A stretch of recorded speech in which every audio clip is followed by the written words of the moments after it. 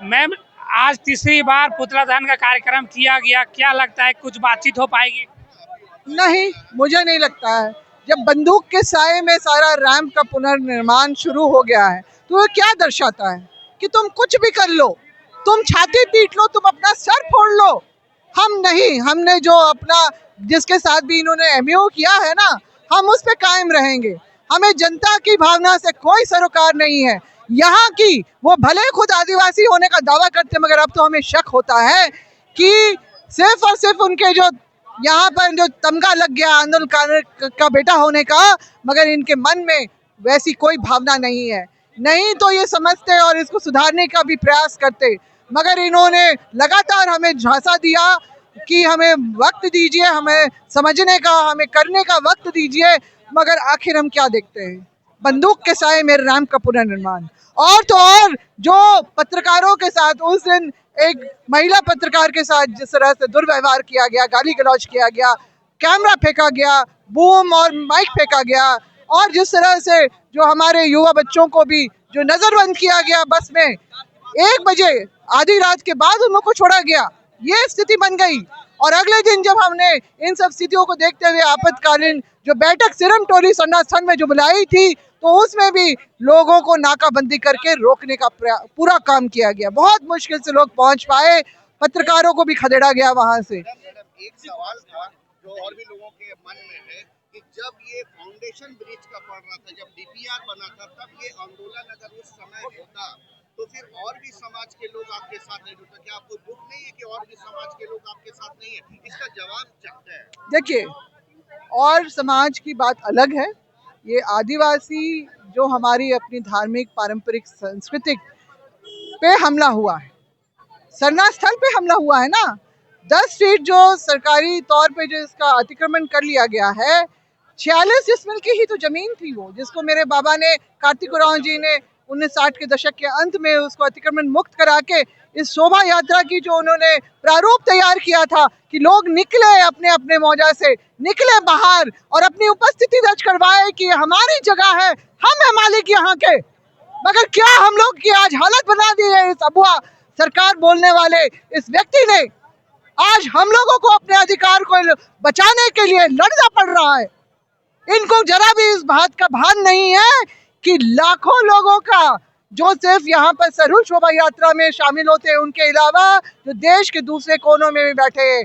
आप यूट्यूब उठा के देख लीजिए, आप ये क्या बोलते हैं चैनल्स में देख लीजिए, आप फेसबुक में चेक करके देख लीजिए, लोगों की कैसी प्रतिक्रिया आ रही है। सवाल फिर वहीं पे है कि जब ये हाँ, मैंने आपने सवाल बहुत अच्छा किया, दोहराइए मत। हम विकास विरोधी नहीं है। हमें भी ये बात समझ में आती है कि फ्लाईओवर बनेगा तो कनेक्टिंग फ्लाईओवर बनता तो वो जो अभी जिस तरह से ट्रैफिक बढ़ा है पूरे राजधानी में, तो उससे निजात मिलेगी। आपका जैसे कि पेपर में भी छपा था कि हजारीबाग रामगढ़ से आने वाले लोग बिना ट्रैफिक में फंसे हुए इस फ्लाईओवर से होते हुए पटेल चौक, आपका राजेंद्र चौक होते हुए, मेकॉन होते हुए, आपका चाहे वो जमशेदपुर जाना चाहे, एयरपोर्ट जाना चाहे, वो जा सकते। एक सुविधा की बात थी, हमने नहीं किया उसका विरोध। क्यों करेंगे? और 3 साल तक चलता रहा तो क्या पब्लिक डोमेन में इन्होंने डाला था? क्या हम सवाल करते हैं। और जब 7 अप्रैल 2022 को जिस दिन सन्ना भवन का शिलान्यास हेमंत बाबू द्वारा करने वाला था, उस दिन मुझे सूचना मिली कि एक ड्रिलिंग हो रही है ठीक गेट के सामने, कोई पिलर स्पैन खड़ा हो सकता है। मैं तुरंत गई वहां पर। मुख्यमंत्री तो नहीं पहुंचे थे उस समय, मगर वहां पर आरसीडी के इंजीनियर इन चीफ बैठे हुए थे। मैंने सीधा उनसे सवाल किया तो उन्होंने कहा शोभा यात्रा की हमें भी पूरी जानकारी है, डीपीआर ऐसा तैयार हुआ है, किसी को कोई दिक्कत शिकायत नहीं हुई। अब टेक्निकल हेड के लोग बोलेंगे, बस यही था। हम इसमें क्यों विरोध करें जब हमें ये बात समझ में आ गई। ये तो किसी को समझ में पिछले साल के नवंबर तक भी नहीं आया था, अक्टूबर नवंबर तक नहीं आया था।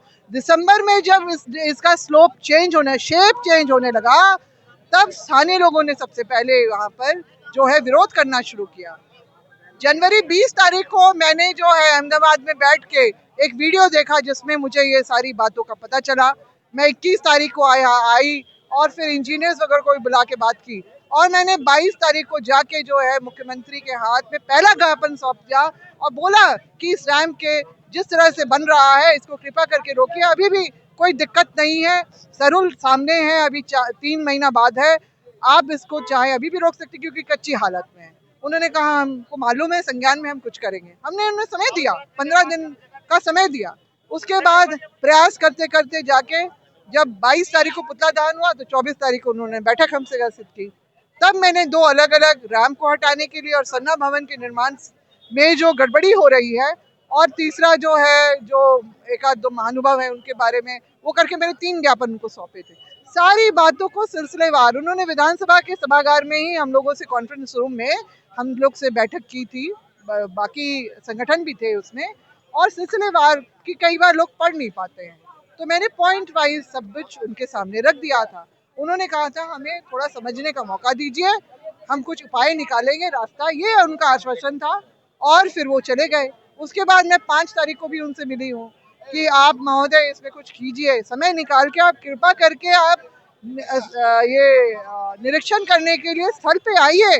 मैंने उस पर लिखित रूप से भी दिया है, अगर आप लोग देखना चाहें तो मैं कभी आप लोगों को दे दूंगी, मेरे मोबाइल में भी है।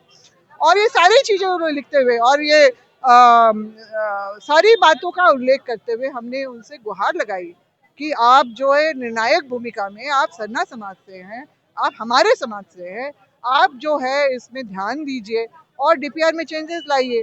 कुछ 1 करोड़ों का ही तो नुकसान होगा बस, मगर हमारे आस्था स्थल जो है वो बच जाएगी, हमारी भावनाएं जो है वो आहत होने से भी बच जाएगी। मगर नहीं, अब जो बंदूक के साये में जो निर्माण हो रहा है ये तो पराकाष्ठा ही हो गई। ये सब जो इन्होंने हमारे सब्र का बांध जो है तोड़ दिया है। अब हम लोग जो है अपना, ये तो आंदोलन चल ही रहा है, रुकने नहीं वाला, बिल्कुल भी नहीं। हाँ, वो भी करेंगे। आज तो दूसरे जिलों में भी आज के दिन का ही हमने पुतला दहन का कार्यक्रम रखा है, और मुख्यमंत्री आवास का भी हम लोग घेराव करेंगे। प्रशासन जो करना चाहे करे, जो भी। मैडम 2-3 बार बोल चुके, जैसे हम लोग भी रहते हैं कि इसका हाँ। समाधान मिल करके निकाला जाएगा।